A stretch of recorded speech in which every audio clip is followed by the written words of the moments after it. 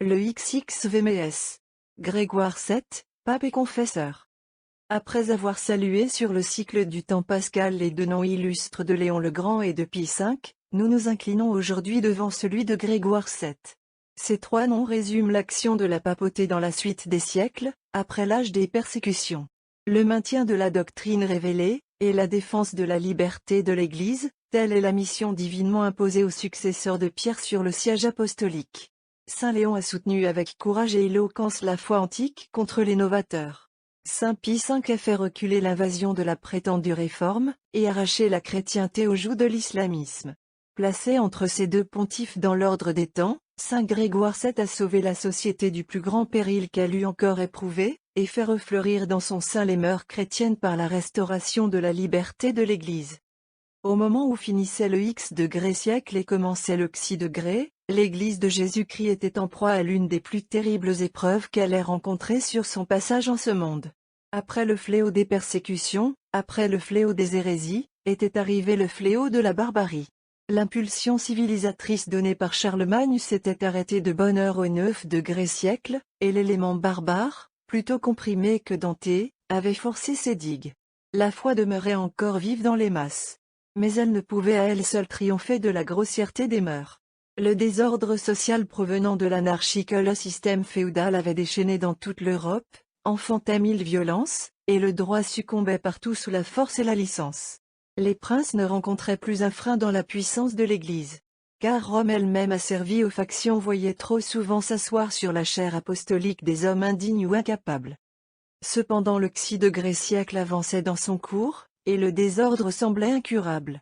Les évêchés étaient devenus la proie de la puissance séculière qui les vendait, et les princes se préoccupaient surtout de rencontrer dans les prélats des vassaux disposés à les soutenir par les armes dans leurs querelles et leurs entreprises violentes. Sous un épiscopat en majeure partie simoniaque, comme l'atteste saint Pierre d'Amiens, les mœurs du clergé du second ordre étaient tombées dans un affaissement lamentable. Et pour comble de malheur, l'ignorance, comme un nuage toujours plus sombre, s'en allait anéantissant de plus en plus la notion même du devoir. C'en était fait de l'Église et de la société, si la promesse du Christ de ne jamais abandonner son œuvre n'eût été inviolable.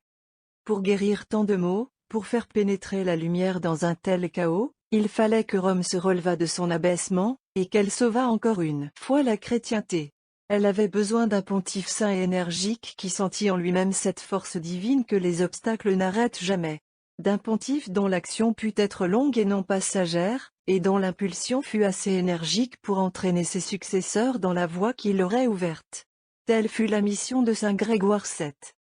Cette mission, comme chez tous les hommes de la droite de Dieu, fut préparée dans la sainteté. Grégoire se nommait encore Hildebrand, lorsqu'il alla cacher sa vie dans le cloître de Cluny. Là seulement, et dans les 2000 abbayes confédérées sous la crosse de cet insigne monastère de France, on rencontrait le sentiment de la liberté de l'Église et la pure tradition monastique. Là était préparée depuis plus d'un siècle la régénération des mœurs chrétiennes, sous la succession des 4 grands abbés, Odon, Mailleul, Odilon et Hugues. Mais Dieu gardait encore son secret.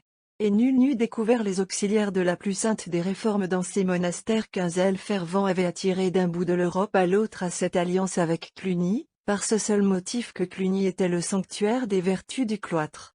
Hildebrand chercha pour sa personne ce pieux asile, au sein duquel il espérait du moins fuir le scandale. L'illustre saint Hugues ne tarda pas à démêler le mérite du jeune Italien qui fut admis dans la grande abbaye française. Un évêque étranger se rencontra un jour avec le maître et le disciple.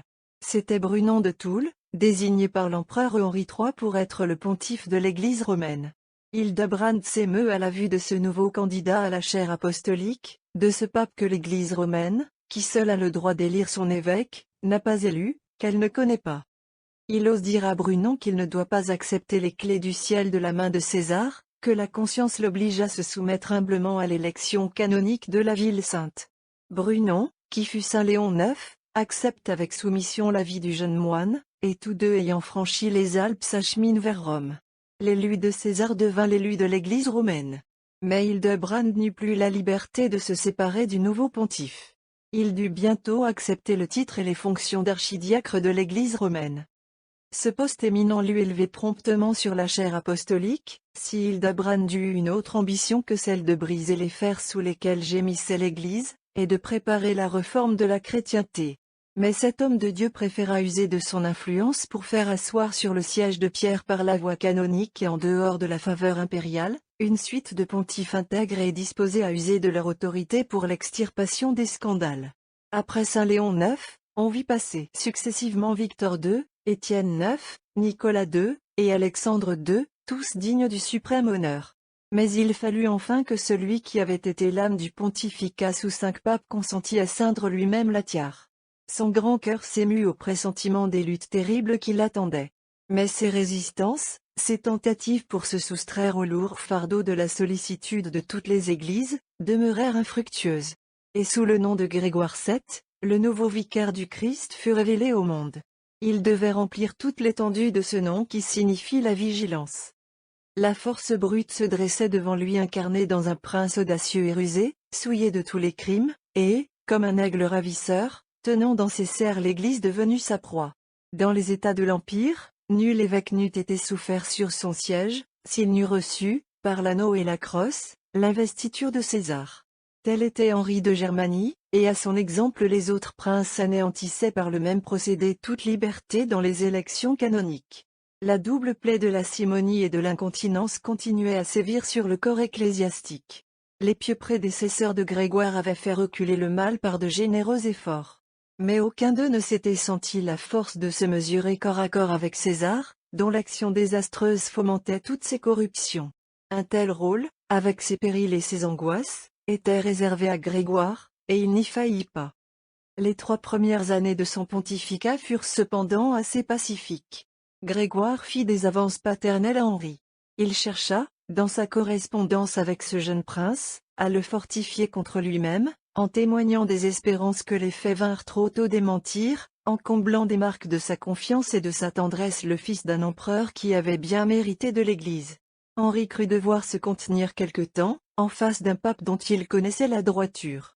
Mais la digue céda enfin sous l'impétuosité du torrent, et l'adversaire du pouvoir spirituel se révéla tout entier. La vente des évêchés et des abbayes recommença au profit de César.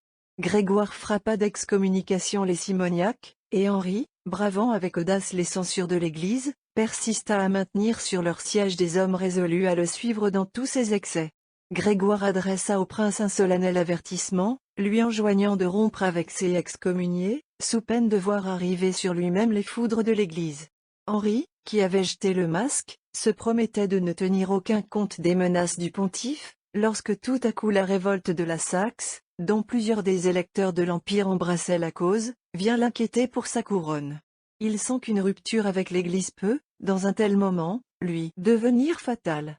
On le voit alors s'adresser en suppliant à Grégoire solliciter l'absolution, et abjurer sa conduite passée entre les mains de 2 légats envoyés en Allemagne par le pontife. Mais à peine ce monarque félon a-t-il triomphé pour un moment de la révolte saxonne, qu'il recommence la guerre contre l'Église. Il ose dans une assemblée d'évêques, digne de lui, proclamer la déposition de Grégoire. Bientôt l'Italie le voit arriver à la tête de ses troupes, et sa venue donne à une foule de prélats le signal de la révolte contre un pape disposé à ne pas souffrir l'ignominie de leur vie. C'est alors que Grégoire, dépositaire de ces clés puissantes qui signifient le pouvoir de lier et de délier au ciel et sur la terre, prononce la terrible sentence qui déclare Henri privé de la couronne et ses sujets dégagés du serment de fidélité à sa personne. Le pontife ajoute un anathème plus redoutable encore au prince infidèle, il le déclare exclu de la communion de l'Église. En s'opposant ainsi comme un rempart pour la défense de la société chrétienne menacée de toutes parts, Grégoire attirait sur lui l'effort de toutes les mauvaises passions. Et l'Italie était loin de lui offrir les garanties de fidélité sur lesquelles il eut droit de compter. César avait pour lui plus d'un prince dans la péninsule, et les prélats simoniaques le regardaient comme leur défenseur contre le glaive de Pierre. Il était donc à prévoir que bientôt Grégoire n'aurait plus où meurt le pied dans toute l'Italie. Mais Dieu qui n'abandonne point son Église avait suscité un vengeur pour sa cause. À ce moment la Toscane et une partie de la Lombardie reconnaissaient pour souveraine la jeune et vaillante comtesse Mathilde. Cette noble femme se leva pour la défense du vicaire de Dieu. Ses trésors, ses armées, elle les tint à la disposition du siège apostolique tant qu'elle vécut. Et ses domaines, elle les légua avant sa mort au prince des apôtres et à ses successeurs. Au fort de ses succès, Henri eut donc à compter avec Mathilde. Cette princesse, qui balançait son influence en Italie, put soustraire à sa fureur le généreux pontife. Par ses soins, Grégoire arriva sain et sauf à Canossa, forteresse inexpugnable près de Reggio. À ce moment même la fortune de Henri sembla vaciller. La Saxe relevait l'étendard de la révolte, et plus d'un feudataire de l'Empire se liguait avec les rebelles pour anéantir le tyran que l'Église venait de mettre au banc de la chrétienté. Henri eut peur pour la seconde fois, et son âme aussi perfide que lâche ne recula pas devant le parjure. Le pouvoir spirituel entravait ses plans sacrilèges, il osa penser qu'en lui offrant une satisfaction passagère, il pourrait le lendemain relever la tête. On le vit se présenter nu-pieds et sans escorte à Canossa, vêtu en pénitent et sollicitant avec de feintes larmes le pardon de ses crimes. Grégoire eut compassion de son ennemi, pour lequel Hugues de Cluny et Mathilde intercédaient à ses pieds. Il leva l'excommunication, et réintégra Henri au sein de l'Église. Mais il ne jugea pas à propos de révoquer encore la sentence par laquelle il l'avait privé des droits de souverain. Le pontife annonça seulement l'intention de se rendre à la diète qui devait se tenir en Allemagne, de prendre connaissance des griefs que les princes de l'Empire avançaient contre Henri, et de décider alors selon la justice.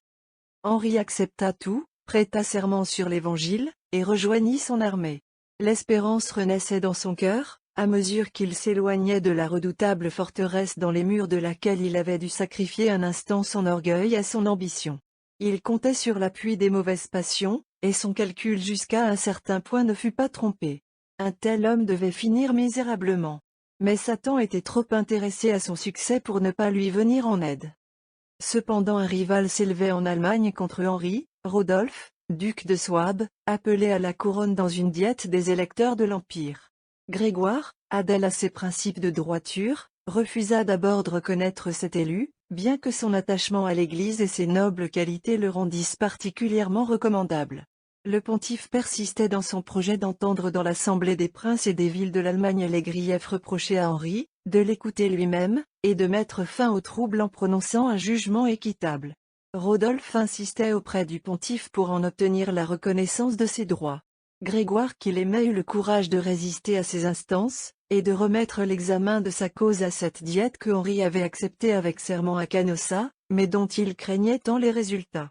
3 années se passèrent durant lesquelles la patience et la modération du pontife furent constamment mises à l'épreuve par les délais de Henri, et par son refus d'assurer la sécurité de l'Église.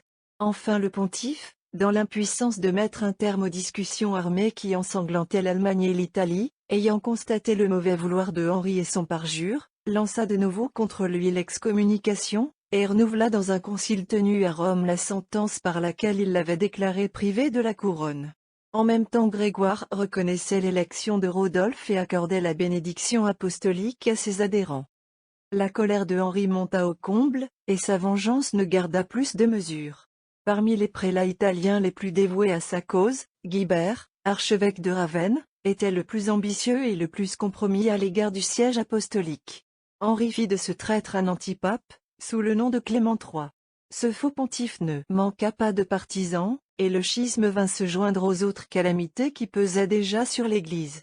C'était un de ces moments terribles où, selon l'expression de Saint Jean, il est donné à la bête de faire la guerre aux saints et de les vaincre. Tout à coup la victoire se déclare en faveur de César. Rodolphe est tué dans une bataille en Allemagne, et les troupes de Mathilde sont défaites en Italie. Henri n'a plus qu'un vœu, celui d'entrer dans Rome, d'en chasser Grégoire et d'introniser son antipape sur la chaire de Saint-Pierre. Au milieu de ce cataclysme effrayant d'où l'Église cependant devait sortir épurée et affranchie, quels étaient les sentiments de notre saint pontife? Il les décrit lui-même dans une lettre adressée à saint Hugues de Cluny. Telles sont, lui dit-il, les angoisses auxquelles nous sommes en proie, que ceux-là même qui vivent avec nous, non seulement ne les peuvent plus souffrir, mais n'en supportent pas même la vue. Le saint roi David disait, en proportion de la douleur immense qui oppressait mon cœur, vos consolations, Seigneur, sont venues réjouir mon âme, mais pour nous, bien souvent la vie est un ennui et la mort un vœu ardent. S'il arrive que Jésus, le tendre consolateur, vrai Dieu et vrai homme, daigne me tendre la main, sa bonté rend la joie à mon cœur affligé. Mais pour peu qu'il se retire, mon trouble arrive à l'excès. En ce qui est de moi je meurs sans cesse. En ce qui est de lui je vis par moments. Si mes forces défaillent tout à fait, je crie vers lui, je lui dis d'une voix gémissante, si vous imposiez un fardeau aussi pesant à Moïse et à Pierre, ils en seraient, ce me semble, accablé. Que peut-il advenir de moi qui ne suis rien en comparaison d'eux? Vous n'avez donc, Seigneur, qu'une chose à faire. C'est de gouverner vous-même, avec votre Pierre, le pontificat qui m'est imposé, autrement vous me verrez succomber, et le pontificat sera couvert de confusion en ma personne. Ce cri de détresse qui s'échappe de l'âme du saint pontife révèle son caractère tout entier. Le zèle pour les mœurs chrétiennes qui ne peuvent se conserver que par la liberté de l'Église, était le mobile de sa vie entière. Un tel zèle avait pu seul lui faire affronter cette situation terrible, dans laquelle il n'avait à recueillir en ce monde que les chagrins les plus cuisants.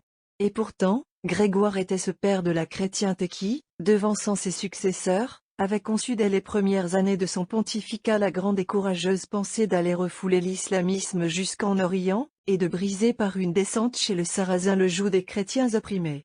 Il avait débuté dans ce projet par une lettre adressée à tous les fidèles.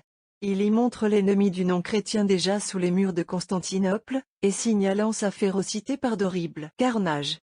Si nous aimons Dieu, dit-il dans cette épître, si nous nous reconnaissons chrétiens, il nous faut gémir sur de tels désastres. Mais gémir ne suffit pas. L'exemple de notre Rédempteur et le devoir de la charité fraternelle nous imposent l'obligation de donner notre vie pour la délivrance de nos frères.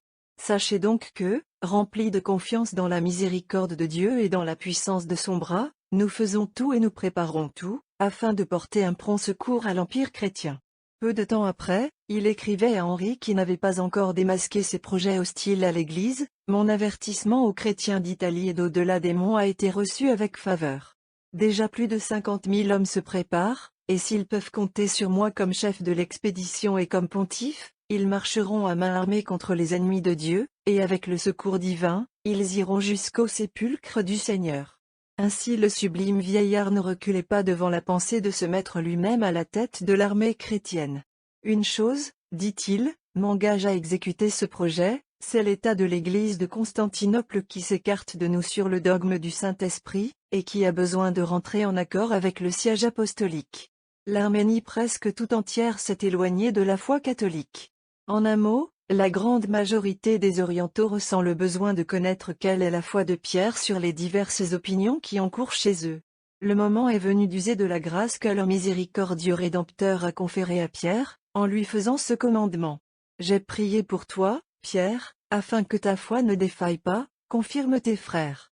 Nos pères, dont notre désir est de suivre les traces, quoique indignes de leur succéder, ont plus d'une fois visité ces contrées pour y confirmer la foi catholique. Nous donc aussi, nous nous sentons poussés, si le Christ nous ouvre la voie, à entreprendre cette expédition dans l'intérêt de la foi et pour aller au secours des chrétiens. Dans sa loyauté accoutumée, Grégoire était allé jusqu'à compter sur le concours de Henri pour protéger l'Église durant son absence. Un tel projet, écrit-il à ce prince, demande un grand conseil et un secours puissant, si Dieu permet qu'il se réalise. Je viens donc te demander ce conseil et aussi ce secours, s'il t'est agréable. Si, par la faveur divine, je pars, après Dieu c'est à toi que je laisserai l'Église romaine, afin que tu la gardes comme une mère sainte, et que tu protèges son honneur. Fais-moi savoir au plus tôt ce que tu auras décidé dans ta prudence aidée du conseil divin. Si je n'espérais pas de toi plus que d'autres ne croient, je t'aurais écrit ceci bien inutilement. Mais comme il peut se faire que tu ne te laisses pas aller à une entière confiance en l'affection que je te porte, je m'en remets à l'Esprit Saint qui peut tout.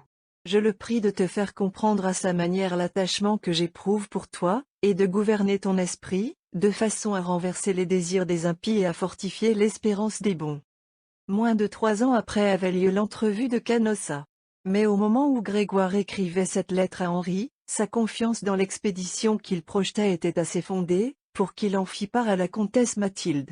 L'objet de mes pensées, écrit-il à la chevaleresque princesse, le désir que j'éprouve de passer la mer, pour venir au secours des chrétiens que les païens immolent comme un vil bétail, me cause de l'embarras vis-à-vis de plusieurs. Je crains d'être taxé par eux d'une certaine légèreté. Mais je n'ai aucune peine à te le confier, à toi, ma fille très chère, dont j'estime la prudence plus que tu ne saurais t'en rendre compte. Après avoir lu les lettres que j'envoie au-delà des monts, si tu as un conseil à émettre, ou mieux encore à prêter un secours à la cause de Dieu ton Créateur, fais en sorte d'y apporter tous tes soins. Car s'il est beau, comme on le dit, de mourir pour sa patrie, il est plus beau et plus glorieux encore de sacrifier la chair mortelle pour le Christ qui est l'éternelle vie. J'ai la confiance que beaucoup d'hommes de guerre nous viendront en aide dans cette expédition. J'ai des raisons de penser que notre impératrice, la pieuse Agnès, mère de Henri, a l'intention de partir avec nous. Elle désire t'emmener avec elle. Ta mère, la comtesse Béatrix, demeurera dans ce pays, pour veiller à la défense des intérêts communs. Et toutes choses étant ainsi réglées, avec l'aide du Christ nous pourrions nous mettre en route. En venant ici pour satisfaire sa dévotion, l'impératrice, aidée de ton secours, pourra animer un grand nombre de personnes à cette sainte entreprise. Pour ce qui est de moi, honoré de la compagnie de si nobles sœurs, je passerai volontiers les mers, disposé à donner ma vie pour le Christ avec vous dont je désire n'être pas séparé dans la patrie éternelle. Adresse-moi promptement une réponse sur ce projet et sur ton arrivée à Rome, et daigne le Seigneur Tout-Puissant te bénir et te faire marcher de vertu en vertu, afin que la Mère universelle puisse se réjouir en toi durant de longues années. La pensée de Grégoire, à laquelle il se livrait avec tant d'enthousiasme, n'était pas uniquement un rêve généreux de sa grande âme. C'était un pressentiment divin. Sa vie héroïque ne devait pas laisser place à une lointaine expédition. Il allait avoir à combattre un autre ennemi que le Sarrasin. Mais la croisade qu'il saluait avec tant d'ardeur n'était pas loin. Urbain II, son second successeur, comme Lumoine de Cluny, devait sous peu d'années ébranler l'Europe chrétienne et la lancer sur l'ennemi commun. Mais puisque nous avons rencontré le nom de Mathilde, nous profiterons de cette occasion pour pénétrer plus intimement encore dans l'âme de notre grand pontife. On verra comment cet illustre athlète de la liberté de l'Église savait unir à la hauteur et à la grandeur des vues la touchante sollicitude du plus humble prêtre pour l'avancement spirituel d'une âme. Celui-là seul qui pénètre le secret des cœurs, écrit-il à la pieuse princesse, peut connaître, et connaît mieux que moi encore, le zèle et la sollicitude que je porte à ton salut. Je me flatte que tu sais comprendre que je suis tenu à prendre soin de toi, en vue de tant de peuples pour l'intérêt desquels la charité m'a contraint de te retenir, lorsque tu songeais à les abandonner, afin de ne plus songer qu'au bien de ton âme. La charité, ainsi que je te l'ai dit souvent et que je te le dirai encore, d'après celui qui est la trompette du ciel, la charité ne cherche pas ce qui est de son intérêt. Mais comme entre les armes de défense que je t'ai fournies contre le prince du monde, la principale est de recevoir fréquemment le corps du Seigneur, et de te livrer avec une entière confiance à la protection de sa mère, dans cette lettre je veux te transcrire ce que le bienheureux Ambroise a pensé au sujet de la communion. Le pieux pontife insère ici deux passages du Saint Docteur, qu'il fait suivre d'autres citations empruntées à Saint Grégoire le Grand et à Saint Jean Chrysostome sur le bienfait de la divine Eucharistie. Il continue ainsi, nous devons donc, ô ma fille, recourir à ce merveilleux sacrement, aspirer à ce puissant remède. Je t'ai écrit cette lettre, ô fille du bienheureux Pierre, pour accroître encore ta foi et ta confiance, lorsque tu reçois le corps du Seigneur. Tel est le trésor, tel est le bienfait, au-dessus de l'or et des pierres précieuses, que ton âme attend de moi dans son amour pour le roi des cieux qui est ton Père. Bien qu'il te fût possible d'obtenir par tes mérites quelque chose de meilleur en t'adressant à un autre ministre de Dieu. Quant à la mère du Seigneur, à laquelle je t'ai confiée pour le passé, pour le présent et pour toujours, jusqu'à ce que nous puissions la contempler au ciel selon notre désir, je ne t'en entretiendrai pas aujourd'hui. Que pourrais-je dire qui fût digne de celle que le ciel et la terre ne cessent de combler de louanges, sans pouvoir atteindre à ce qu'elle mérite. Mais tiens ceci pour assurer, qu'autant elle est plus élevée, plus dévouée et plus sainte que toutes les autres mères, autant elle se montre miséricordieuse et tendre envers ceux et celles qui ont péché et qui s'en repentent. Renonce donc à toute inclination au péché, et prosterné devant elle, répands les larmes d'un cœur contrit et humilié. Tu la trouveras alors, je te le promets en toute assurance, plus empressée et plus affectueuse dans sa tendresse pour toi que ne saurait l'être une mère selon la chair. L'œil du pontife que tant de sollicitude ne pouvait distraire de l'intérêt paternel qu'il portait à l'avancement d'une âme, allait chercher, malgré les distances, à travers la chrétienté, les hommes trop rares alors dont la sainteté et la doctrine devaient faire plus tard l'ornement et la lumière de l'Église. C'est ainsi que Grégoire avait découvert le grand Anselme, alors encore caché au fond de son abbaye du Bec. Du milieu de ces tribulations inouïes, 1079, le pontife adresse à l'abbé cette lettre touchante. La bonne odeur de tes fruits, lui dit-il, s'est fait sentir jusqu'à nous. Nous en rendons à Dieu nos actions de grâce, et nous t'embrassons de cœur dans l'amour du Christ, Assuré que nous sommes du succès que l'Église de Dieu retirera de tes études, et de l'aide que, par la miséricorde du Seigneur, lui apporteront, dans ses périls, tes prières jointes à celles qu'offre au ciel ceux qui te ressemblent. Tu sais, mon frère, la puissance qu'exerce auprès de Dieu la prière du juste. Celle de plusieurs justes a plus de force encore.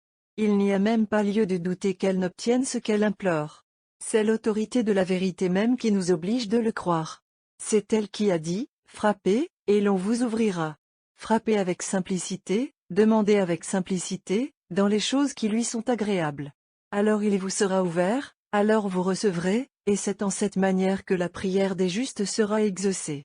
C'est pourquoi nous voulons que ta fraternité et celle de tes moines s'adressent à Dieu par des prières assidues, afin qu'il daigne soustraire à l'oppression des hérétiques son Église et nous-mêmes qui lui sommes préposés, quoique indignes, et que dissipant l'erreur qui aveugle nos ennemis, il les ramène au sentier de la vérité. Mais l'œil de Grégoire ne s'arrêtait pas seulement sur des princesses comme Mathilde, sur des docteurs comme Anselme. Il savait découvrir jusque dans la mêlée l'humble et courageux blessé qui souffrait pour la cause de l'Église, et l'entourait d'une admiration et d'une tendresse qu'il n'eût pas éprouvée pour ces chefs dont la fidélité est au prix de la gloire. Qu'on lise cette lettre à un pauvre prêtre milanais que les simoniaques avaient mutilé d'une façon barbare. Si nous vénérons la mémoire des saints qui sont morts après que leurs membres ont été tranchés par le fer, écrit-il à cet obscur soldat de l'Église, nommé Lipran, si nous célébrons les souffrances de ceux que ni le glaive, ni les souffrances n'ont pu séparer de la foi du Christ, toi à qui on a coupé le nez et les oreilles pour son nom, tu es plus digne de louange encore d'avoir mérité une grâce qui, si elle est jointe à la persévérance, te donne une entière ressemblance avec les saints. L'intégrité de ton corps n'existe plus. Mais l'homme intérieur qui se renouvelle de jour en jour, s'est développé en toi avec grandeur. Extérieurement les mutilations déshonorent ton visage. Mais l'image de Dieu, qui est le rayonnement de la justice, est devenue en toi plus gracieuse par ta blessure même, plus attrayante par la difformité qu'on a imprimée à tes traits.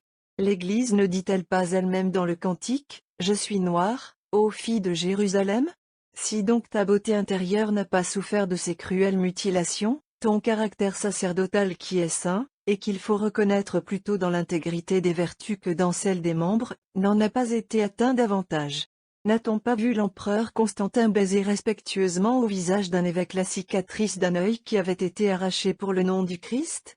L'exemple des pères et les anciennes écritures ne nous apprennent-ils pas qu'on maintenait les martyrs dans l'exercice du ministère sacré, même après la mutilation qu'ils avaient soufferte dans leurs membres?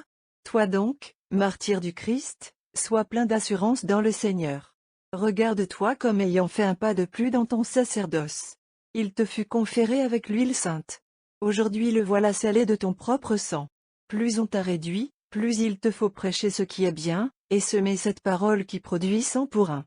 Nous savons que les ennemis de la Sainte Église sont tes ennemis et tes persécuteurs. Ne les crains pas, et ne tremble pas devant eux. Car nous gardons avec amour sous notre tutelle et sous celle du siège apostolique ta personne et tout ce qui t'appartient. Et s'il te devient nécessaire de recourir à nous, nous acceptons d'avance ton appel, disposés à te recevoir avec allégresse et grand honneur, lorsque tu viendras vers nous et vers ce saint siège. Tel était Grégoire, unissant la simplicité du cloître aux plus graves sollicitudes de la papauté. Et quelle sollicitude, si nous oublions pour un moment l'affreuse crise au milieu de laquelle il disparut. Nous venons de parler du projet de la croisade, qui plus tard a suffi à lui seul pour immortaliser Urbain II. Mais que d'œuvres diverses, que d'interventions pastorales dans tout le monde chrétien, qui font des 12 années de ce pontificat si agité l'une des époques où la papauté, présente partout, semble avoir déployé le plus d'activité et de vigilance. Dans sa vaste correspondance, Grégoire ne se borne pas à diriger les affaires de l'Église dans l'Empire, en Italie, en France, en Angleterre, en Espagne. Il soutient les jeunes chrétientés du Danemark, de la Suède, de la Norvège, la Hongrie, la Bohême, la Pologne, la Serbie, la Russie elle-même, reçoivent ces lettres remplies de sollicitude. Malgré la rupture du lien de communion entre Rome et Byzance, le pontife ne cesse pas ses interventions. Il voudrait arrêter le schisme qui emporte l'Église grecque loin de son orbite. Sur la côte d'Afrique, sa vigilance soutient encore 3 évêchés qui ont survécu à l'invasion sarrasine. Dans le but d'unifier la chrétienté latine, il resserre le lien de la prière publique, Abolissant en Espagne la liturgie gothique, et faisant reculer au-delà des frontières de la Bohême la liturgie de Byzance qui allait l'envahir. Quelle carrière pour un seul homme! Mais aussi quel martyr était réservé à ce grand cœur! Il nous faut reprendre le récit, à un moment suspendu, des épreuves de notre pontife. Par lui l'Église et la société devaient être sauvées. Mais comme son maître divin, il devait boire l'eau du torrent pour relever ensuite la tête. Nous l'avons vu humilié dans ses défenseurs, le sort des armes lui étant devenu contraire. Nous l'avons vu menacé par son vainqueur, après l'avoir tenu sous ses pieds. Nous l'avons vu en butte à un antipape dont la cause est soutenue par d'indignes prélats. Mais ce n'est là encore que le commencement des douleurs. Henri marche sur la ville sainte en la compagnie du faux vicaire du Christ. Un incendie allumé par sa main sacrilège menace de dévorer le quartier du Vatican. Grégoire envoie sa bénédiction sur son peuple éperdu, et tout aussitôt la flamme recule et s'éteint. Un moment l'enthousiasme gagne les Romains, si souvent ingrats envers le pontife qui est à lui seul la vie et la gloire de Rome. Prêt à consommer le sacrilège, Henri hésite et tremble. Il laissera tomber dans la poussière l'ignoble fantôme qu'il a voulu opposer au véritable pape. Il ne demande plus qu'une chose aux Romains, que Grégoire consente à lui donner l'onction sainte, et lui, Henri de Germanie, désormais empereur, se montrera fils dévoué de l'Église. Cette prière est transmise à Grégoire par la cité tout entière. « Je connais trop la fourberie du roi », répond le noble pontife. Qu'il satisfasse d'abord à Dieu et à l'Église qu'il a foulé aux pieds, je pourrai alors absoudre son repentir, et placer sur sa tête convertie la couronne impériale. Les instances des Romains ne purent obtenir d'autre réponse de l'inflexible gardien du droit de la chrétienté.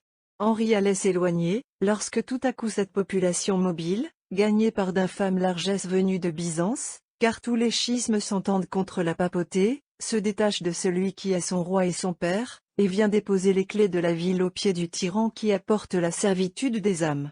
Grégoire se voit alors réduit à chercher un asile dans le fort Saint-Ange, et la liberté de l'Église y est assiégée avec lui. C'est de là, ou peut-être quelques jours avant de s'y enfermer, qu'il écrit, en l'année 1084, cette lettre sublime adressée à tous les fidèles, et qui est comme le testament de sa grande âme. Les princes des nations et les princes des prêtres se sont réunis contre le Christ, Fils du Dieu Tout-Puissant, et contre son apôtre Pierre, pour éteindre la religion chrétienne et propager partout l'hérétique perversité. Mais, par la miséricorde de Dieu, ils n'ont pu, malgré leurs menaces, leur cruauté et leurs promesses de gloire mondaine, entraîner dans leur impiété ceux qui mettent leur confiance dans le Seigneur.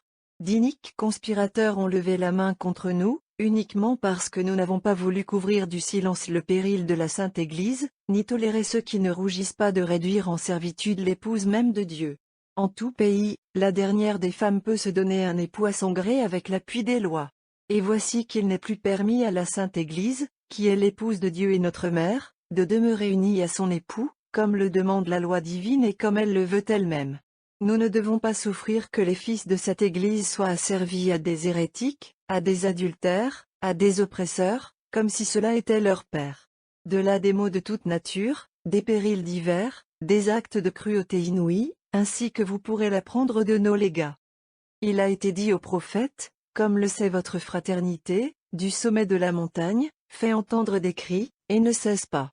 Poussé irrésistiblement, sans aucun respect humain, me mettant au-dessus de tout sentiment terrestre, j'évangélise à mon tour, je crie encore, et je vous annonce que la religion chrétienne, la vraie foi que le Fils de Dieu venu sur la terre nous a enseignée par nos pères, est menacée de se corrompre par l'envahissement de la puissance séculière, qu'elle tend à s'anéantir, à perdre sa couleur antique, exposée ainsi à la dérision non seulement de Satan, mais des Juifs, des Sarrasins et des païens. Ces derniers du moins gardent leurs lois qui ne peuvent être utiles au salut des âmes, et qui n'ont point été garanties par des miracles comme la nôtre que le Roi éternel a attesté lui-même, il les garde et il les croit. Nous chrétiens, enivrés de l'amour du siècle et trompés par une vaine ambition, nous faisons céder toute religion et toute honnêteté à la cupidité et à la superbe, nous semblons dépourvus de toute loi et comme insensés, n'ayant plus le souci qu'avaient nos pères du salut et de l'honneur de la vie présente et de la vie future, n'en faisant même pas l'objet de notre espérance. S'ils s'en rencontrent qui craignent encore Dieu, c'est uniquement de leur salut qu'ils s'occupent, et non de l'intérêt commun. Qui voit-on aujourd'hui se donner de la peine, exposer sa vie dans les fatigues par le motif de la crainte ou de l'amour du Dieu Tout-Puissant, tandis qu'on voit les soldats de la milice séculière braver tous les dangers pour leur maître, pour leurs amis et même pour leurs sujets? Des milliers d'hommes savent courir à la mort pour leur Seigneur. Mais s'agit-il du roi du ciel, de notre Rédempteur? Loin de jouer ainsi sa vie, on recule devant l'inimitié de quelques hommes. S'il en est, et il en existe encore, par la miséricorde de Dieu, si peu que ce soit, s'il en est, disons-nous, quelques-uns qui, pour l'amour de la loi chrétienne, osent résister en face aux impies, non seulement ils ne trouvent pas d'appui chez leurs frères, on les taxe d'imprudence et d'indiscrétion, on les traite de fous. Nous donc qui sommes obligés par notre charge de détruire les vices dans les cœurs de nos frères et d'y implanter les vertus, nous vous prions et vous supplions dans le Seigneur Jésus qui nous a rachetés, de réfléchir en vous-même, afin de bien comprendre pour quel motif nous avons à souffrir tant d'angoisse et de tribulation de la part des ennemis de la religion chrétienne. Du jour où, par la volonté divine, l'Église mère m'a établi, malgré ma grande indignité, et malgré moi, Dieu le sait, sur le trône apostolique, tous mes soins ont été pour que l'épouse de Dieu, Notre-Dame et Mère, remontât à la dignité qui lui appartient, pour qu'elle se maintînt libre, chaste et catholique. Mais une telle conduite devait déplaire souverainement à l'antique ennemi. C'est pourquoi il a armé contre nous ceux qui sont ses membres, et nous a suscité une opposition universelle.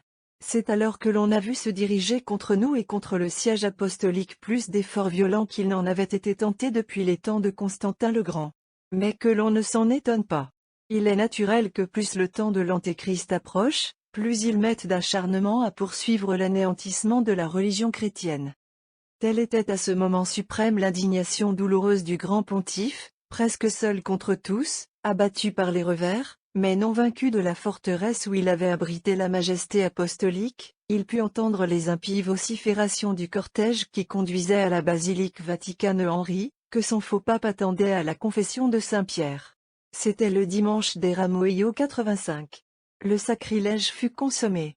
La veille, Guibert avait osé trôner dans la basilique de Latrane. Et sous les palmes triomphales portées en l'honneur du Christ dont Grégoire était le vicaire, en vil intrus placé sur la tête du César excommunier la couronne de l'Empire chrétien. Mais Dieu préparait un vengeur à son Église. Au moment où le pontife était serré des plus près dans la forteresse qui lui servait d'abri, et qu'il semblait avoir tout à craindre de la fureur de son ennemi, Rome retentit tout à coup du bruit de l'arrivée du vaillant chef des Normands, Robert Guiscard. Cet homme de guerre était couru pour mettre ses armes au service du pontife assiégé, et pour délivrer Rome du joug des Allemands. Une panique soudaine s'empare du faux César et du faux pape. L'un et l'autre prennent la fuite, et la cité parjure expie dans les horreurs d'un saccagement effroyable le crime de son odieuse trahison. Le cœur de Grégoire fut accablé du désastre de son peuple. Impuissant à contenir la rage dévastatrice de ces barbares qui ne surent pas se borner à délivrer le pontife, mais donnèrent carrière à toute leur cupidité au sein de cette ville qu'ils auraient dû châtier et non écraser. Menacés du retour de Henri qui comptait sur le ressentiment des Romains et se préparait à remplacer les Normands, lorsqu'il aurait assouvi leur convoitise, Grégoire sortit de Rome avec désolation, et, secouant la poussière de ses pieds, il alla demander asile au mont Cassin, et passer quelques heures dans ce sanctuaire du grand patriarche des moines. Le contraste des jours tranquilles de sa jeunesse abritée sous le cloître, avec les orages dont sa carrière apostolique n'avait cessé d'être agitée, dut se présenter à sa pensée. Errant, fugitif, abandonné, sauf d'une élite d'âmes fidèles et dévouées, il poursuivait sa douloureuse passion. Mais son calvaire n'était pas éloigné, et le Seigneur ne devait pas tarder à le recevoir dans le repos de ses saints. Avant qu'il descendît de la sainte montagne, un fait merveilleux arrivé déjà plusieurs fois se manifesta de nouveau. Grégoire étant à l'autel et célébrant le saint sacrifice, une blanche colombe parut tout à coup posée sur son épaule, et parlant à son oreille. Il ne fut pas difficile de reconnaître à ce symbole expressif l'action de l'Esprit Saint qui dirigeait et gouvernait les pensées et les actes du Saint Pontife. On était dans les premiers mois de l'année 1085. Grégoire se rendit à Salerne, dernière station de sa vie si agitée. Ses forces l'abandonnaient de plus en plus. Il voulut cependant faire la dédicace de l'église du saint évangéliste Matthieu dont le corps reposait dans cette ville, et d'une voix défaillante il adressa encore la parole au peuple. Avant prit ensuite le corps et le sang du Sauveur, fortifié par ce puissant viatique, il reprit le chemin de sa demeure, et s'étendit sur la couche d'où il ne devait plus se relever. Image saisissante du Fils de Dieu sur la croix, comme lui dépouillé de tout et abandonné de la plupart des siens, Ses dernières pensées furent pour la Sainte Église qu'il laissait dans le veuvage. Il indiqua aux quelques cardinaux et évêques qui l'entouraient, les noms de ceux entre les mains desquels il verrait avec contentement passer sa laborieuse succession: Didier, abbé du Mont-Cassin, qui fut après lui Victor III. Othon de Châtillon, moine de Cluny, qui fut après Victor Urbain II. Et le fidèle légat Hugues de Daille, que Grégoire avait fait archevêque de Lyon. On interrogea le pontife agonisant sur ses intentions relativement aux nombreux coupables qu'il avait dû frapper du glaive de l'excommunication. Là encore, comme le Christ sur la croix, il exerça miséricorde et justice, sauf, dit-il, le roi Henri, et Guibert, l'usurpateur du siège apostolique, ainsi que ceux qui favorisent leur injustice et leur impiété. J'absous et bénis tous ceux qui ont foi en mon pouvoir comme étant celui des saints apôtres Pierre et Paul. Le souvenir de la pieuse et invincible Mathilde s'étant présenté à sa pensée, il confia cette fille dévouée de l'Église romaine aux soins du courageux Anselme de Luc, rappelant ainsi, comme le remarque le biographe de ce saint évoque, le don que Jésus expirant fit de Marie à Jean son disciple de prédilection. 30 années de lutte et de victoire furent pour l'héroïque comtesse le prix de cette bénédiction suprême. La fin était imminente. Mais la sollicitude du père de la chrétienté survivait encore en Grégoire. Il appela l'un après l'autre ces hommes généreux qui entouraient sa couche, et leur fit prêter serment entre ses mains glacées de ne jamais reconnaître les droits du tyran, tant qu'il n'aurait pas donné satisfaction à l'Église. Il résuma sa dernière énergie dans une défense solennelle intimée à tous de reconnaître pour pape celui qui n'aurait pas été élu canoniquement et selon les règles des saints-pères. Se recueillant ensuite en lui-même, et acceptant la divine volonté sur sa vie de pontife qui n'avait été qu'un sacrifice continuel, il dit: « J'ai aimé la justice et j'ai haï l'iniquité, c'est pour cela que je meurs en exil. » Un des évêques qui l'entouraient répondit avec respect: « Vous ne pouvez, Seigneur, mourir en exil, vous qui, tenant la place du Christ et des saints apôtres, avez reçu les nations en héritage, et en possession l'étendue de la terre. » Parole sublime que déjà Grégoire ne pouvait plus entendre. Car son âme s'était élancée au ciel, et recevait dès ce moment l'immortelle couronne des martyrs. Grégoire était donc vaincu, comme le Christ lui-même fut vaincu par la mort. Mais le triomphe sur cette mort ne manqua pas plus aux disciples qu'il n'avait manqué au Maître. La chrétienté abaissée en tant de manière se releva dans toute sa dignité. Et l'on peut même dire qu'un gage de cette résurrection fut donné par le ciel le jour même où Grégoire rendait à Salerne son dernier soupir. Ce même jour, 25 mai 1085, Alphonse vit entrer victorieux à Tolède, et arborait la croix dans la cité reconquise des Eugènes et des Juliens, après 4 siècles d'esclavage sous le joug sarrasin. Mais il fallait à l'Église opprimer un continuateur de Grégoire, et le Dieu dont il fut le vicaire ne le lui refusa pas. Le martyre du grand pontife fut comme une semence de pontife digne de lui. De même qu'il avait préparé ses prédécesseurs, on peut dire que ses successeurs procédèrent de lui. Et les fastes de la papauté ne présentent nulle part dans toute leur teneur une suite de noms plus glorieuse que celle qui s'étend de Victor III, successeur immédiat de Grégoire, à Boniface VIII, en qui recommença pour de longs siècles le martyre que notre grand héros avait subi. Son âme était à peine affranchie des épreuves de cette vallée de larmes, et déjà la victoire se déclarait. Les ennemis de l'Église étaient abattus, la suppression des investitures éteignait la simonie et assurait l'élection canonique des pasteurs. La loi sacrée de la continence des clercs prenait partout son empire. Grégoire avait été l'instrument de Dieu pour la réforme de la société chrétienne. Et si son nom est demeuré béni des vrais enfants de l'Église, sa mission avait été trop belle et trop courageusement remplie pour qu'elle n'attirât pas sur lui la haine de l'enfer. Or, voici ce que le prince de ce monde imagina contre lui dans sa rage. Non content d'avoir fait de Grégoire un objet d'exécration pour les hérétiques, il vint à bout de le rendre odieux aux faux catholiques, embarrassant pour les demi-chrétiens. Longtemps ces derniers, malgré le jugement de l'Église qui l'a placé sur ses autels, affectèrent de l'appeler insolemment Grégoire VII. Son culte fut proscrit par des gouvernements qui se disaient encore catholiques. Il fut prohibé par des mandements épiscopaux. Son pontificat et ses actes furent attaqués comme contraires à la religion chrétienne par le plus éloquent de nos orateurs sacrés. Il fut un temps où les lignes que nous consacrons à ce saint pape, dans un livre destiné à nourrir chez les fidèles l'amour et l'admiration pour les héros de la sainteté que l'Église offre à leur culte, eut attiré sur nous la vindicte des lois. Les leçons de l'office d'aujourd'hui furent supprimées par le Parlement de Paris en 1729, avec défense de s'en servir, sous peine de saisie du temporel. Ces barrières sont tombées, ces scandales ont cessé. Par suite du rétablissement de la liturgie romaine en France, chaque année le nom de Saint Grégoire VII est proclamé dans nos églises, la louange qui honore les saints lui est publiquement décernée, et le divin sacrifice est offert à Dieu pour la gloire d'un si illustre pontife. Il était temps pour notre honneur français qu'une telle justice fût rendue à qui la mérite. Lorsque depuis plus de 60 ans on entendait les historiens et les publicistes protestants de l'Allemagne combler d'éloges celui qui n'est pourtant à leur vœu qu'un grand homme, mais en qui ils reconnaissent l'héroïque vengeur des droits de la société humaine.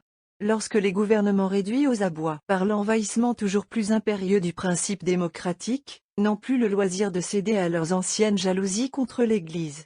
Lorsque l'épiscopat se serre toujours plus étroitement autour de la chaire de Saint-Pierre, centre de vie, de lumière et de force, rien n'est plus naturel que de voir le nom immortel de Saint Grégoire VII resplendir d'une gloire nouvelle, après l'éclipse qu'il avait si longtemps dérobé au regard d'un trop grand nombre de fidèles. Qu'il demeure donc, ce glorieux nom, jusqu'à la fin des siècles, comme l'un des astres les plus brillants du cycle pascal, et qu'il verse sur l'Église de nos jours l'influence salutaire qu'il répandit sur celle du Moyen-Âge. Nous lirons maintenant les pages que la Sainte Église a consacrées à la mémoire du Saint Pontife, et nous les lirons avec d'autant plus de respect qu'elles ont été plus outragées par ceux qui ne savaient ce qu'il faisait. Grégoire VII, nommé auparavant Hildebrand, né à Soana en Toscane, illustre au plus haut degré par la science, la sainteté et toutes les vertus, glorifia d'une manière merveilleuse l'Église de Dieu tout entière. Étant encore dans la première enfance, et jouant au pied d'un ouvrier qui travaillait le bois, ignorant encore les lettres, on rapporte qu'il forma comme par hasard avec les copeaux cette parole prophétique de David. Il dominera d'une mère à l'autre, mais Dieu conduisait la main de l'enfant, et voulait montrer par là qu'un jour il devait exercer dans le monde le plus grand des pouvoirs. S'étant rendu à Rome, il y fut élevé sous la protection de Saint-Pierre. Étant encore dans les années de sa jeunesse, il conçut une si grande douleur en voyant l'oppression qui étouffait la liberté de l'Église et la dépravation des mœurs du cierge, qu'il se retira à l'abbaye de Cluny, où l'observance et l'austérité de la vie monastique étaient alors en pleine vigueur sous la règle de saint Benoît. Il y prit l'habit de moine et se livra au service de la divine majesté avec tant de piété et d'ardeur, qu'il fut élu prieur par les saints religieux de ce monastère. Mais la divine providence l'ayant destiné à un plus haut emploi pour le salut d'un grand nombre, Hildebrand fut tiré de Cluny, pour être d'abord abbé du monastère de Saint-Paul, hors les murs de Rome. Il fut ensuite créé cardinal de l'Église romaine.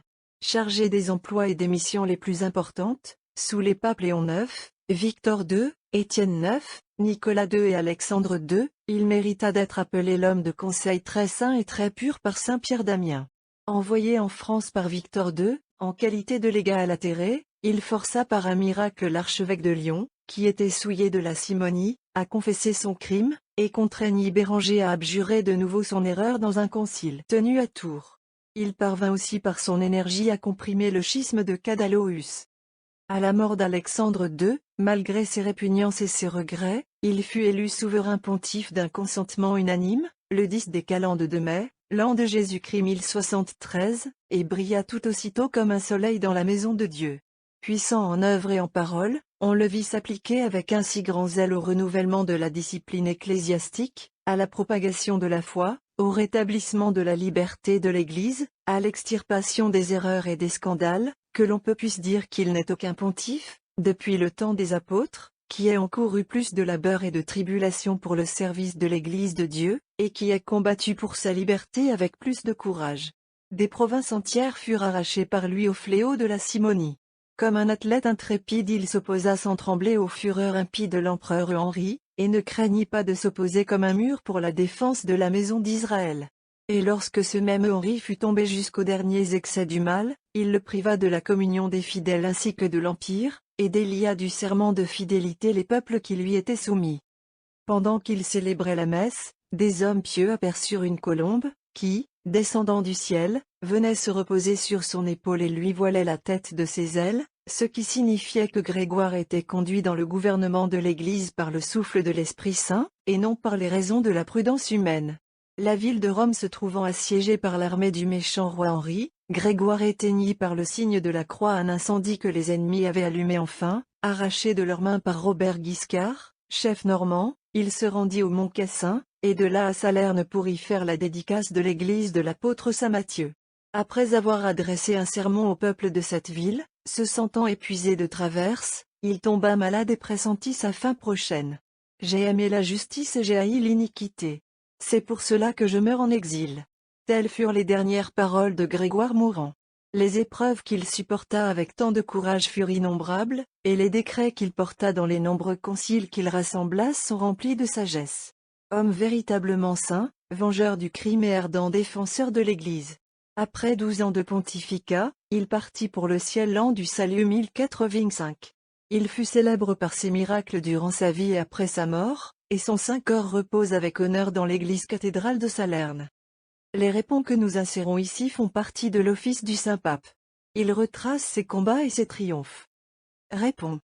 R. Grégoire, nommé d'abord Hildebrand, emprunta son nom du feu, non sans un éloquent présage de l'avenir, car il devait repousser par les traits de la parole divine, les ennemis prêts à envahir la maison de Dieu.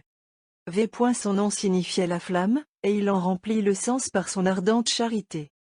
Car il devait repousser par les traits de la parole divine, les ennemis prêts à envahir la maison de Dieu.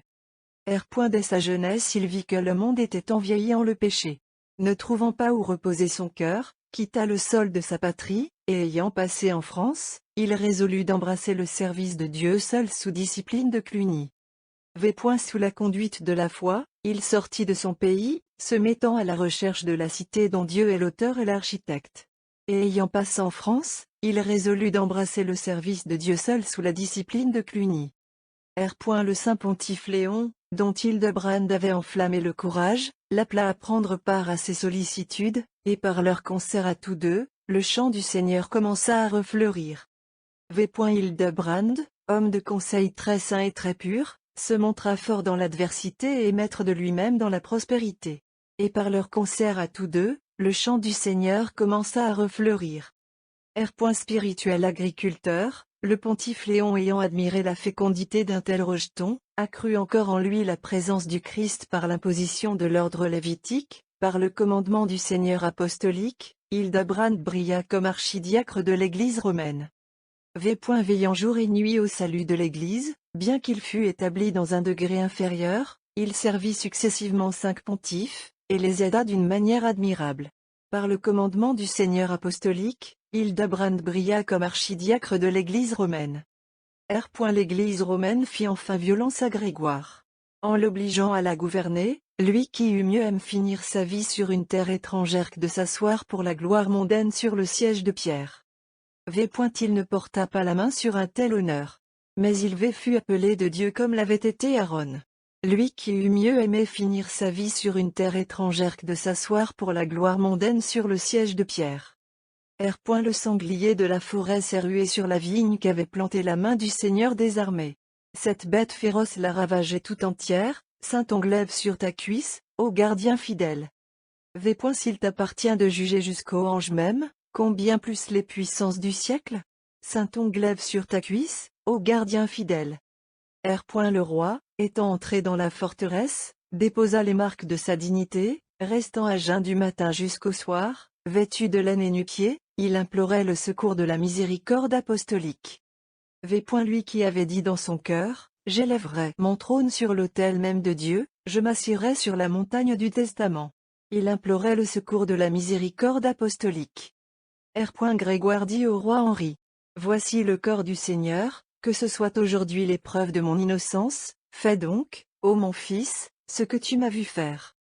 V. Mais le roi n'osa étendre la main pour recevoir le saint des saints.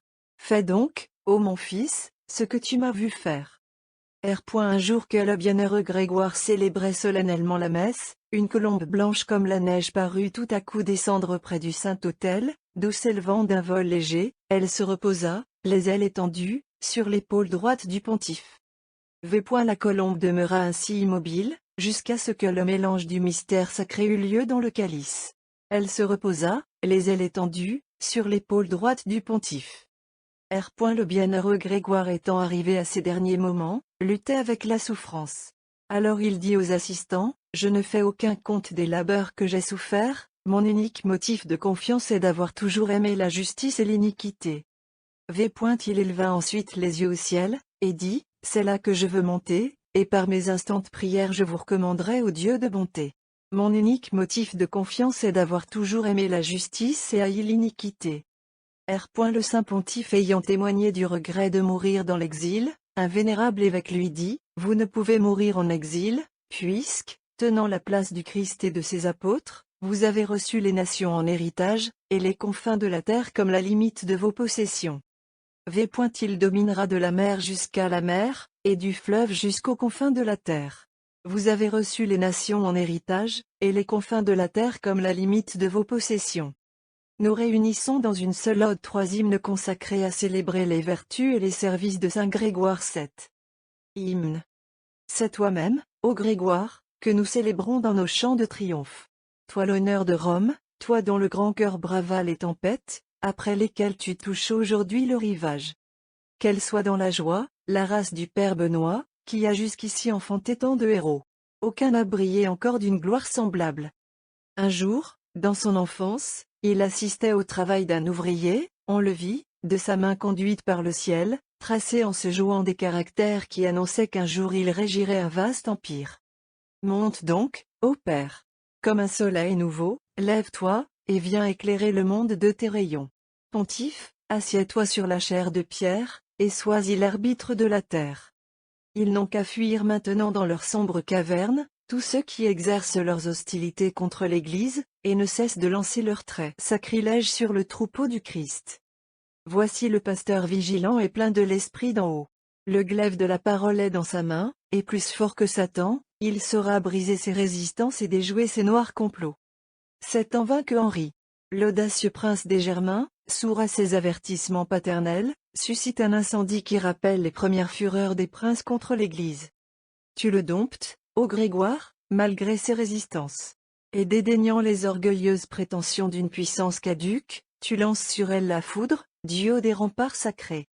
Bientôt tu arraches le sceptre à ses indignes mains, et tu transmets le pouvoir à un plus digne, déliant ainsi les peuples de la foi jurée à celui qui n'est plus qu'un tyran.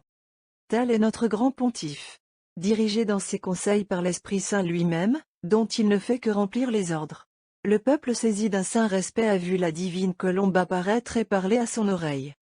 Mathilde, la femme forte, vient au secours du pontife. Elle apporte son aide efficace au souverain père, et soutient par sa fidélité les droits menacés du plus auguste des sièges. Grégoire a vu de toutes parts l'ivraie disputer la place au bon grain, et la moisson sur le point de passer tout entière en des mains profanes.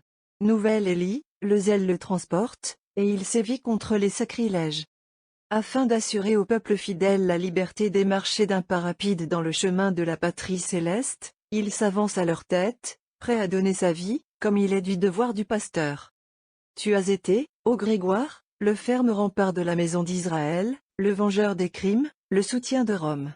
Mais une mort tranquille t'était réservée après tant d'épreuves. Presque martyr ici-bas, ton front est ceint de la couronne. La fermeté, la constance et la fidélité ne t'abandonnèrent jamais, goûte maintenant l'allégresse du triomphe. Daigne avoir souvenir du troupeau qui te fut si cher, sois son protecteur auprès de l'éternelle Trinité, à qui les siècles tour à tour envoient de toutes les parties de la terre l'hommage qui lui est dû. Amen. Nos joies pascales se sont accrues de votre triomphe, ô Grégoire. Car nous reconnaissons en vous l'image de celui qui, par sa résurrection glorieuse annoncée à tout l'univers, a relevé le monde qui s'affaissait sur lui-même. Votre pontificat avait été préparé dans les desseins de la divine sagesse comme une ère de régénération pour la société succombant sous l'effort de la barbarie. Votre courage fondé sur la confiance dans la parole de Jésus ne recula devant aucun sacrifice. Votre vie sur le siège apostolique ne fut qu'un long combat. Et pour avoir aimé la justice et haï l'iniquité, il vous fallut mourir dans l'exil. Mais en vous s'accomplissait l'oracle du prophète sur votre Maître divin, parce qu'il a donné sa vie à cause du péché, il jouira d'une postérité nombreuse. Une suite glorieuse de 36 papes s'avança dans la voie que votre sacrifice avait ouverte. Par vous l'Église fut libre, et la force s'inclina devant le droit. Après cette période triomphante, la guerre a été déclarée de nouveau, et elle dure encore. Les princes se sont insurgés contre la puissance spirituelle. Ils ont secoué le joug du vicaire de Dieu, et ils ont décliné le contrôle de toute autorité ici-bas. À leur tour les peuples se sont levés contre un pouvoir qui ne se rattache plus au ciel par un lien visible et sacré, et cette double insurrection met aujourd'hui la société aux abois.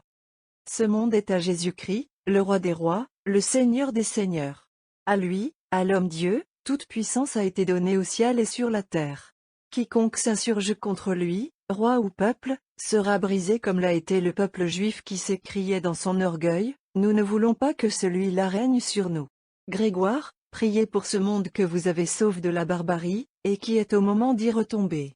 Les hommes de ce temps ne parlent que de liberté.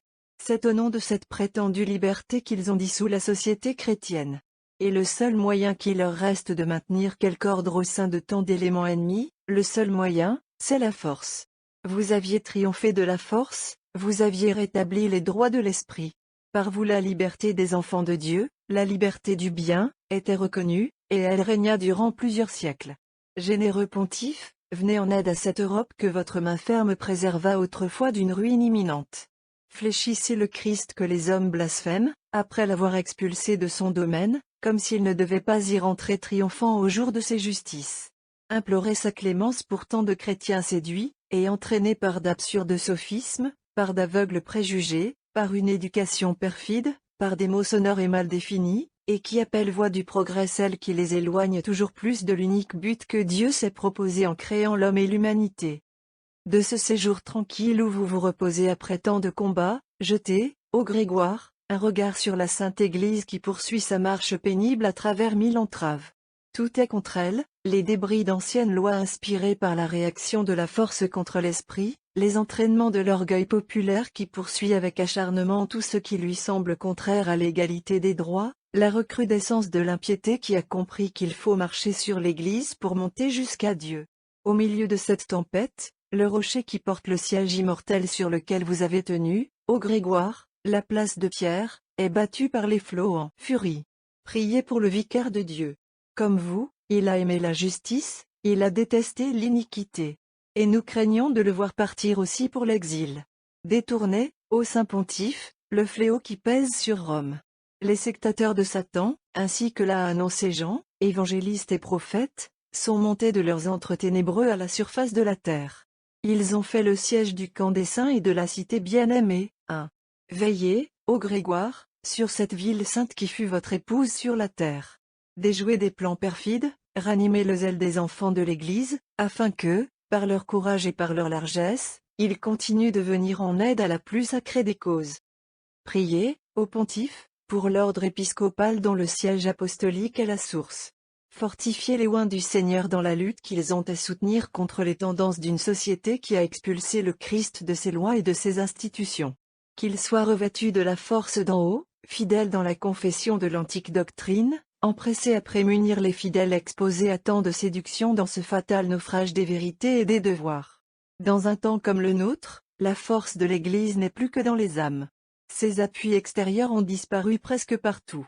Le divin esprit, dont la mission est de soutenir ici-bas l'œuvre du Fils de Dieu, l'assistera jusqu'au dernier jour. Mais il veut pour instrument des hommes dégagés des préoccupations de la vie présente, résignés, s'il le faut, à l'impopularité, résolus à braver tout pour proclamer l'immuable enseignement de la chair suprême. Par la miséricorde divine, ils sont nombreux aujourd'hui dans la Sainte Église, ô Grégoire, les pasteurs conformes à l'intention de celui que Saint Pierre appelle le prince des pasteurs. Priez, afin que tous, à votre exemple, aiment la justice et haïssent l'iniquité, aiment la vérité et haïssent l'erreur. Qu'ils ne craignent ni l'exil, ni la persécution, ni la mort. Car le disciple n'est pas au-dessus du maître. Le même jour. Saint Urbain, pape et martyr. Cette journée est marquée par le triomphe de deux saints papes, et le 7e Grégoire, en quittant la terre, est introduit dans le séjour céleste par un de ses prédécesseurs. Urbain, martyr par l'effusion de son sang, Grégoire, martyr par les douleurs qu'éprouva sa grande âme. La cause était la même. Urbain donnait sa vie plutôt que de céder à la puissance terrestre qui eût voulu courber toute âme généreuse devant les idoles des faux dieux. Grégoire préféra encourir toutes les disgrâces de cette vie plutôt que de laisser la Sainte Église sous le joug de César. Tous deux embellissent le cycle pascal de leur palme et de leur couronne. Jésus ressuscité avait dit à Pierre, « Suis-moi ». 1. Pierre suivit son maître jusqu'à la croix. Héritier de Pierre, Urbain et Grégoire se sont attachés à la suite du même chef, et nous saluons leur commun triomphe, en lequel brille la force invincible que le triomphateur de la mort a communiqué dans tous les siècles à ceux qu'il a choisis pour rendre témoignage ici-bas à la vérité de sa résurrection. Voici maintenant le récit que la liturgie romaine nous donne sur les œuvres et les mérites du saint pape Urbain. Urbain, né à Rome, gouverna l'Église au temps de l'empereur Alexandre Sévère. Par son enseignement et la sainteté de sa vie il convertit un grand nombre de personnes à la foi du Christ, entre autres Valérien, époux de la bienheureuse Cécile, et Tiburce, frère de Valérien, lesquels endurèrent plus tard le martyre avec un grand courage. Il a écrit ces paroles au sujet des biens qui sont donnés à l'Église: les choses que les fidèles offrent au Seigneur ne doivent être employées que pour la subsistance des ministres de l'Église, des chrétiens nos frères et de ceux qui sont dans le besoin, parce que ce sont les oblations des fidèles, le prix de la rémission de leurs péchés, et le patrimoine des pauvres. Il siégea 6 ans, 7 mois et 4 jours. Il reçut la couronne du martyr, et fut enseveli dans le cimetière de Prétexta, le 8 des calendes de juin. En 5 ordinations qu'il tint au mois de décembre, il créa 9 prêtres, 5 diacres et 8 évêques pour divers lieux. Saint Pontife, nous célébrons votre triomphe avec une joie augmentée encore par l'anniversaire du départ de votre illustre successeur pour le séjour où vous l'attendiez dans la gloire. Du haut du ciel vous aviez suivi ses combats, et vous aviez reconnu que son courage n'était pas au-dessous de celui des martyrs. Lui, sur sa couche funèbre à Salerne, s'animait à la dernière lutte par la pensée de votre dernier combat en ce même jour. Ô lien merveilleux de l'Église triomphante et de l'Église militante! Ô sublime fraternité des saints! Ô espérance immortelle pour nos cœurs! Jésus ressuscité nous convie à nous réunir à lui pour l'éternité.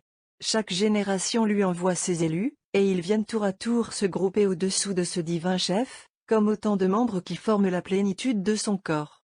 Il est le premier-né entre les morts, et il nous fera participer à sa vie, selon que nous aurons participé à ses souffrances et à sa mort. Priez, ô Urbain, afin que le désir de nous réunir à Jésus qui est la voie, la vérité et la vie, s'enflamme en nous toujours plus. Rendez-nous supérieurs aux calculs terrestres, et donnez-nous de sentir toujours que tant que nous restons en ce monde, nous sommes exilés du